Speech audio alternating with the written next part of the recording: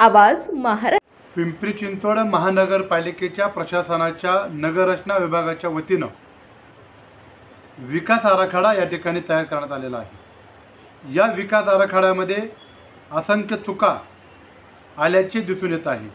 प्रामुख्यानं चिंचवड स्टेशन या ठिकाणी आद्य क्रांतिगुरू लहुजीवासा साळवे त्याचबरोबर वासुदेव बळवंत फडके यांचं अर्धाकृती शिल्प त्या ठिकाणी असताना देखील या प्रावृत्त विकास आराखड्यामध्ये आद्य क्रांतिगुरू लहुजीवासा साळवे व वासुदेव बळवंत फडके यांच्या स्मारकाचा उल्लेख करण्यात आलेला नाही। त्यांच्या या निंदनीय कृतीचा मी हिंदू मातंग सेनेच्या वतीनं तीव्र शब्दामध्ये निषेध व्यक्त करतो। आद्य क्रांतिगुरू लहुजीवासा साळवे हे फक्त मातंग समाजाचेच दैवत नसून हे पिंपरी चिंचवड शहरातील असंख्य क्रांतिवीरांचे हे ऊर्जा स्रोत आहे, असंख्य नागरिकांचे हे ऊर्जा स्रोत आहे।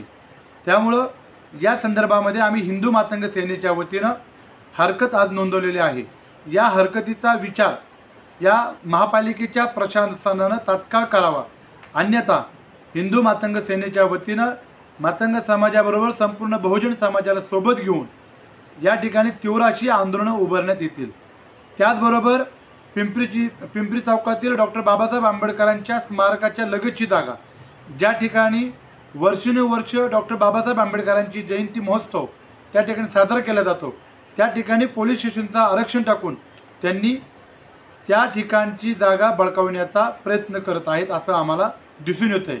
त्यांच्या या संपूर्ण निंदनीय कृतीचा आम्ही तीव्र शब्दामध्ये निषेध व्यक्त करतो। प्रामुख्यानं ज्यांनी या नवीन विकास आराखड्यामध्ये ज्या हरकतीचा विचार करून तात्काळ दखल घेऊन त्यांनी आद्य क्रांतिगुरू लहुजीवासा साळवे यांचा चिंचवड स्टेशन येथील असलेल्या अर्धाकृती स्मारकाची दिशा त्या विकास आराखड्यामध्ये दाखवण्यात यावी, अन्यथा आम्हाला हिंदू मातंग सेनेच्या वतीनं आंदोलन करावे लागतील, याची नोंद घ्यावी। धन्यवाद। जय लहुजी, जय भीम, जय शिवराय, जय महाराष्ट्र।